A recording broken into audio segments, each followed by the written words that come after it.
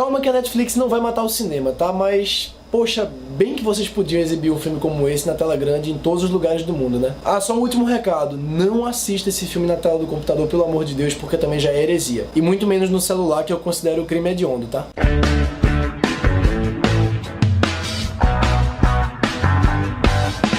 Depois de uma longa espera, eu finalmente assisti a Roma, o novo filme dirigido pelo Alfonso Cuarón, que é um diretor mexicano e sem dúvida um dos meus diretores preferidos. Esse cara dirigiu pra mim, que eu considero duas das grandes obras-primas do século XXI, que são Filhos da Esperança, de 2006, e o Gravidade, de 2013, pelo qual ele ganhou inclusive o Oscar de melhor diretor. Ele dirigiu também o Harry Potter e o Prisioneiro de Azkaban, que talvez seja o mais redondo de todos os filmes da franquia. Ele se tornou um grande nome, né, junto com o Del Toro e o Iñárritu, nesse espectro aí de diretores de fora, no caso os três são mexicanos, que conseguem imprimir elementos muito pessoais, né, muito deles mesmos, em produções grandes, em produções de estúdio. E aqui, como todo mundo já está dizendo por aí, o Cuarón faz o seu filme mais íntimo e pessoal. Só que eu acho interessante que, assim, não é só um filme mais pessoal e mais íntimo porque o orçamento é menor ou porque é feito no México com atores mexicanos, mas porque é de fato um filme semi-autobiográfico e é um filme sobre recordação. É impressionante como ele consegue fazer uma coisa que é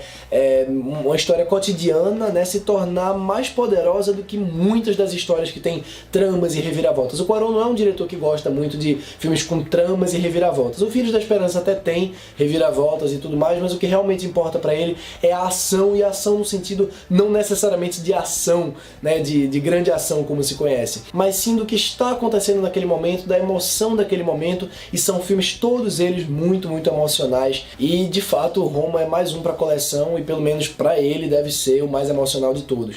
O filme se trata basicamente de uma família mexicana nos anos 70, o Cuarón muito claramente é uma das crianças ali daquela família, uma daquelas 4 crianças, mas o ponto de vista não é nem das crianças. A protagonista do filme é a Cleo, que é a empregada doméstica da casa, e a gente acompanha ao longo do filme acontecimentos da vida da Cleo durante mais ou menos um ano, e é basicamente isso, assim, se você está esperando grandes coisas acontecerem, você vai ter que esperar um bocado, porque ali no primeiro ato, o filme se concentra realmente nessa vida cotidiana. Ele apresenta a gente de maneira magistralmente bem fotografada, essa casa, essa família, essas pessoas. A gente aprende basicamente como funciona a dinâmica da casa, aprende a geografia da casa, isso em planos muito longos e muito abertos, tá? O Cuarón é um cara que gosta muito de planos abertos, raramente ele usa baixa profundidade de campo também, e aqui é interessante porque isso dá um nível de intimismo muito grande ao filme. É muito comum as pessoas dizerem que o filme intimista é aquele que a câmera acompanha a ação, que a câmera acompanha os personagens de perto, né, como o Darren Aronofsky faz ali nos filmes dele, grudando a câmera no rosto dos atores. Aqui o Cuarón faz o contrário, rarissimamente mesmo, ele coloca a câmera perto dos atores. A câmera tá paradinha ali observando a casa, às vezes ele faz uma panorâmica para mostrar o que é que tá acontecendo, mas é uma câmera muito discreta e ao mesmo tempo muito presente. Quem observa elementos da linguagem cinematográfica vai observar que a composição brilhante, absolutamente perfeita de cada quadro. São quadros muito precisos. Essa é disparada a fotografia mais linda que eu vi esse ano no cinema e talvez a melhor fotografia em preto e branco que eu vi em muitos anos. Os momentos em que ele fecha mais o quadro geralmente é para destacar pequenos objetos que os personagens estão usando, ou quando o personagem derruba um copo no chão e aí ele foca naquele copo, ou quando 2 personagens estão brincando de carrinho e ele foca mais perto ali do carrinho, que são justamente registros da visão dele da infância. Então, o preto e branco, que muita gente vai perguntar por que o preto e branco, é muito interessante para dar realmente essa sensação de registro, mesmo que à época já existia câmera, né, com colorido e tudo mais, mas é como se fosse um álbum de fotografia mesmo, e esse preto e branco consegue dar esse intimismo. E os planos abertos dele ajudam a criar também muita naturalidade no filme. Aliás, naturalidade é o que sobra aqui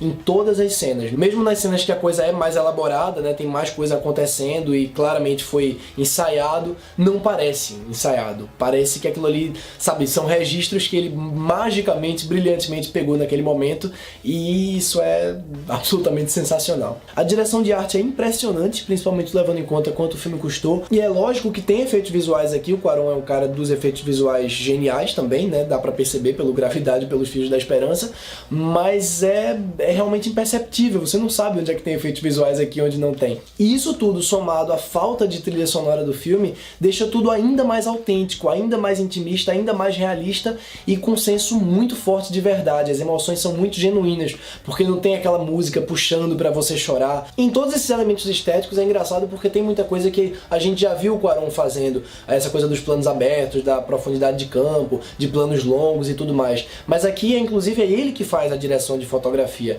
Então parece que ele tomou realmente todo o controle do projeto e fez uma coisa mais apurada ainda, fez uma coisa para como se fosse voltar para as origens dele, voltar para as origens do básico do cinema mesmo. E o roteiro, obviamente, também é dele, por ser uma história tão pessoal. E a história aqui é muito bonita. No início eu achei que realmente fosse seguir a coisa do Que Horas Ela Volta, no sentido de ser uma história sobre mulheres de classes diferentes e tal. É sobre isso também, mas o mais genial do Roma pra mim é como ele não trata essas duas mulheres como mocinha e vilã. As personagens são multidimensionais, mas não porque ele tá forçando a barra para que sejam. O que ele faz, por exemplo, é mostrar como a Cleo, né, no caso a empregada doméstica, é dependente da Sofia, a patroa dela, e é dependente dessa família, e por isso ela também é uma personagem tão introvertida, tão fechada dentro do mundinho dela, por conta da condição social. Claro que ela tá muito exposta aos perigos do mundo, aos perigos daquele momento, mas ao mesmo tempo ela tem muito pouco conhecimento de mundo. E é bonita a relação dela com a patroa, porque você vê que a patroa realmente se importa com ela, mas é uma mulher que tem defeitos, né? É uma mulher que também tem ali seus momentos intempestuosos. A Yalitza Aparicio, que faz o papel da Cleo, não era atriz, e o trabalho dela nesse filme é impressionante, porque você não acredita em momento nenhum que essa mulher esteja atuando. Mas aí tem uma cena que é de cortar o coração, é uma cena realmente muito forte, e aí a atuação dela é genuinamente tocante. A atriz que faz a Sofia também é muito boa, a avó também é muito boa, tem uma participação forte ali numa das cenas mais importantes do filme. E as crianças, apesar de terem muito tempo em cena, a gente não vê elas tão de perto, e são 4 e o filme não foca tanto nelas em si. Então não tem muito o que comentar sobre a interpretação. É importante dizer assim, que pra quem não tem muita paciência, não tem muita familiaridade com filmes com esse tipo de ritmo, com esse tipo de elemento visual mais contemplativo e tudo mais, pra essas pessoas, tentem não desistir na metade, porque é um filme que a partir ali do final do segundo ato, início do terceiro, ele engrena assim com uma série de acontecimentos um depois do outro,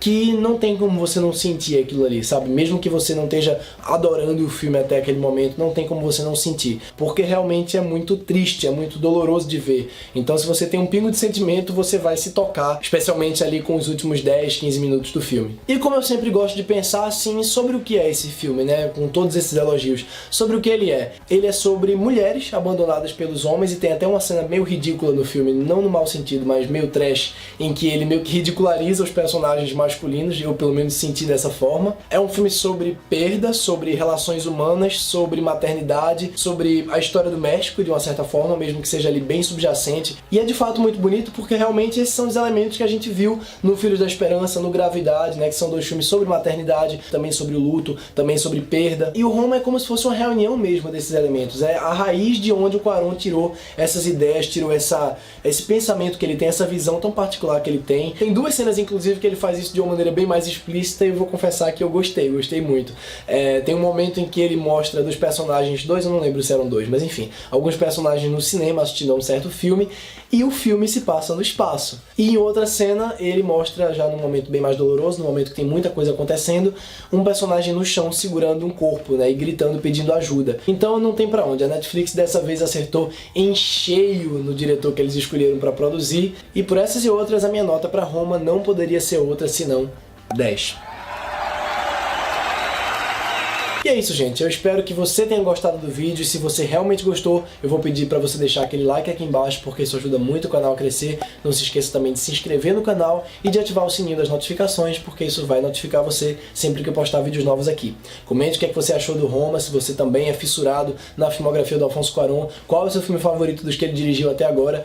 E é isso. Um abraço pra todos e tchau.